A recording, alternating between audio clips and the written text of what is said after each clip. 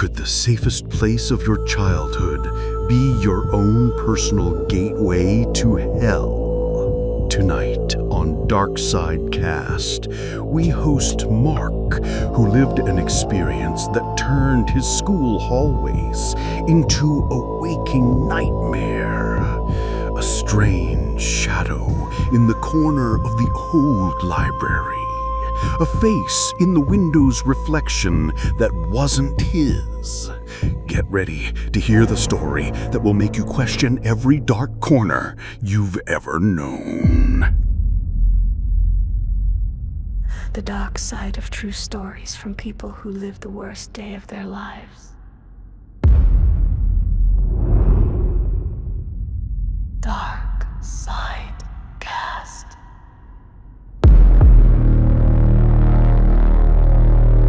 DarkSideCast.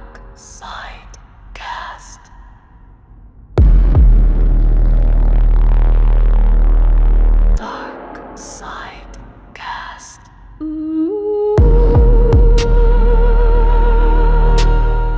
Welcome to the first episode of DarkSideCasts, the place where we give the darkness a voice to tell its tales. In our world, there are stories that go untold, and memories their owners would rather bury, but they always return to haunt us on our loneliest nights. Our guest tonight is Mark, a man who has decided today to break the barrier of silence and fear, to share a terrifying experience that happened to him many years ago, in a place that's supposed to be a safe haven for learning and friendship, his high school in Florida. Mark, welcome to DarkSideCast. Hi, Mr. Dark. Thank you for having me. Thank you for your courage. I know talking about these things is never easy. Mark, when you first reached out, you described what happened as something that changed your outlook on life forever. Let's start from the beginning.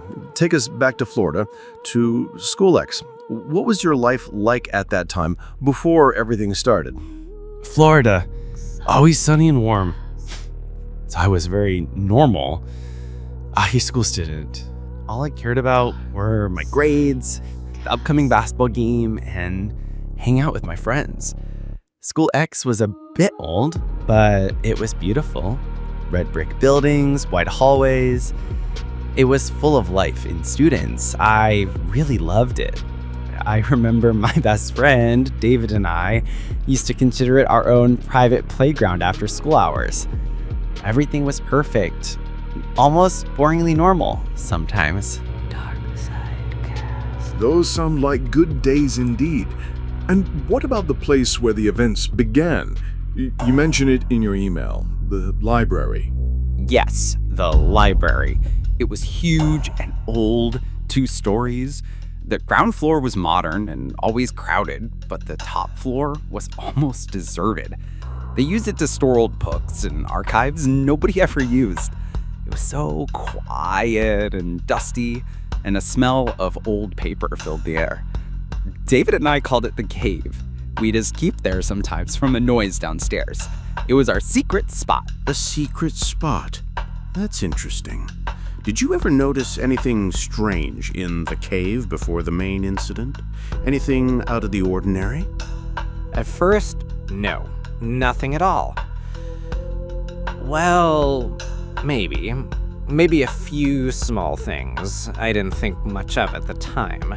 Sometimes, when I was up there alone, I'd feel a strange cold. You know, that chill that has nothing to do with the weather or the AC. A sudden cold that just passes through you and then it's gone. And sometimes I'd hear a sound, like a very faint rustle of paper from a distant aisle, even though I knew I was the only one on the entire floor. I'd just call myself, it's just wind from an old window, or the building is old, it makes noises. Small things that are easy to dismiss. But when did those small things turn into something you couldn't ignore, Mark? It was a Tuesday. I remember it clearly. I was late at school, working on a physics project. It was almost 5 p.m. The school was nearly empty. I remembered I'd left one of my books on the upper floor of the library, in the cave. I swallowed hard. I walked up the old wooden staircase, and every step I took made a creaking sound that echoed in the dead silence. When I walked in, I felt that cold instantly, but it was stronger this time, more intense, like I had walked into a freezer. And were you alone?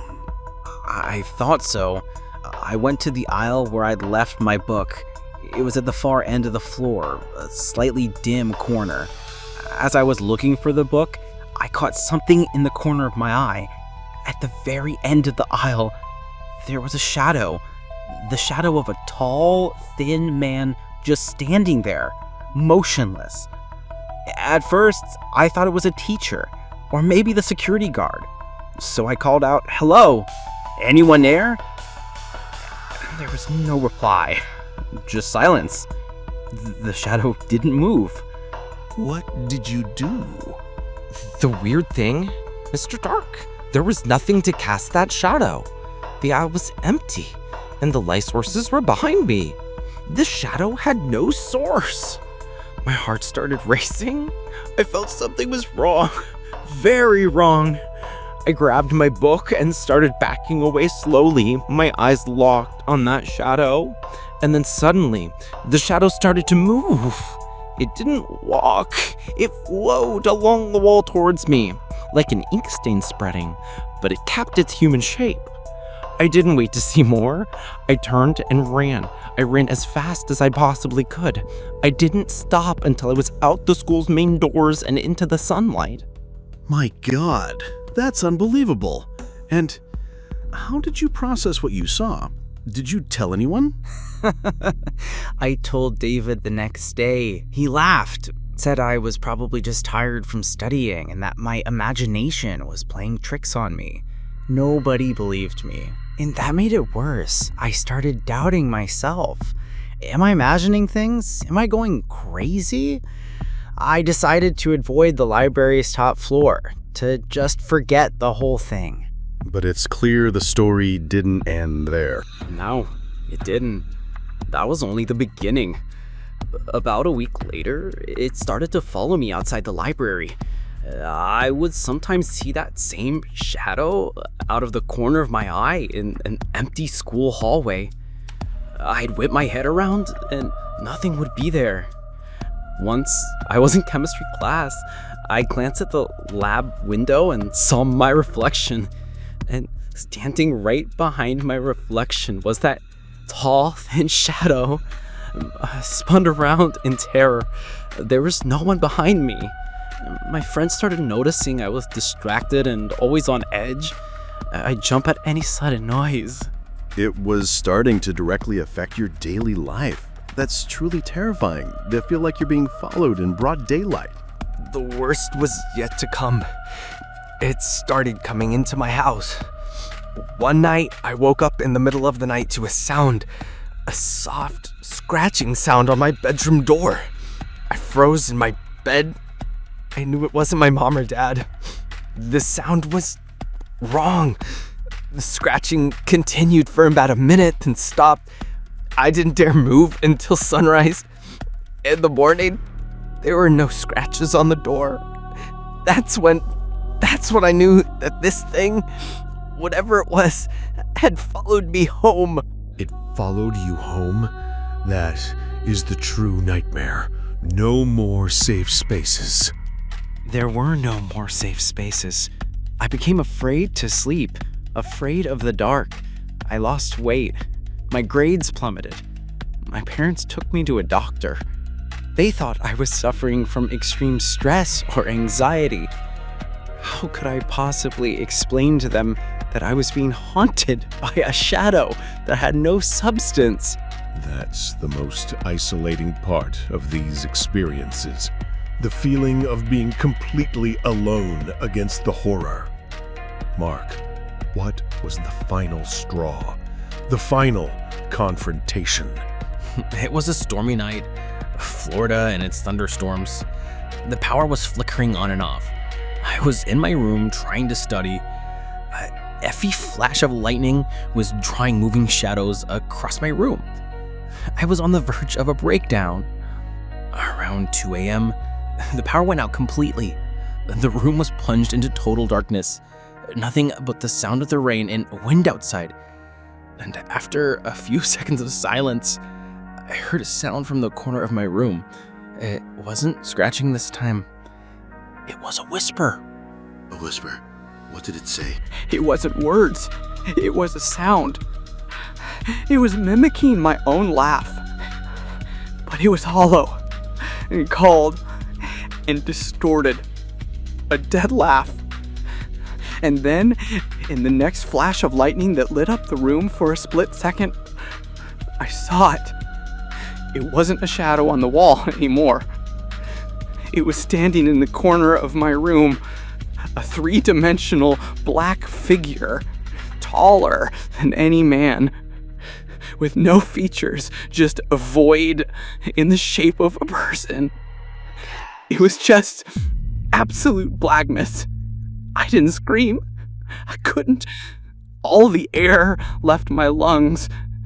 The only thing I did was pull the covers over my head and start praying. I did nothing but pray and cry silently until I saw the first slivers of sunlight sneak under my door. I can't even begin to imagine the terror you felt in that moment, Mark. What happened after that night? That morning, I went downstairs to my parents. I was in a complete breakdown. I told them everything, every single detail. The library, the shadow, the scratching, the whisper. And this time they saw the absolute terror in my eyes. They believed me. Within a week, we had moved out of that house. And 2 months later, my dad's job transferred. And we moved out of Florida entirely. I never went back to school X. I never saw that house again. And did the phenomena stop after you moved? Yes. As soon as we left that state, everything just stopped. As if I had left that nightmare behind me. I never saw or felt it again. But it never really left me. It lives here, in my head and in my heart. It changed me. It made me look at shadows differently. It made me believe that there are things in this world, old and dark things, that we don't understand. Mark, your story isn't just a horror story, it's a story of survival and resilience. Thank you from the bottom of my heart for sharing this painful and terrifying part of your life with us. Your courage in speaking about it today might help someone else who is going through a similar experience and feeling all alone. I really hope so. The Dark Side Cast. The darkness has endless tales, and what you've heard tonight is but a single chapter from its infinite book. Thank you for listening to DarkSideCast. If you have a story you wish to share, a story that dwells in the dark corners of your mind, do not hesitate to send it to the email in the description box below. Don't forget to subscribe to the channel and turn on notifications for our next story. And most importantly, stay safe and try not to stare too long into the darkness.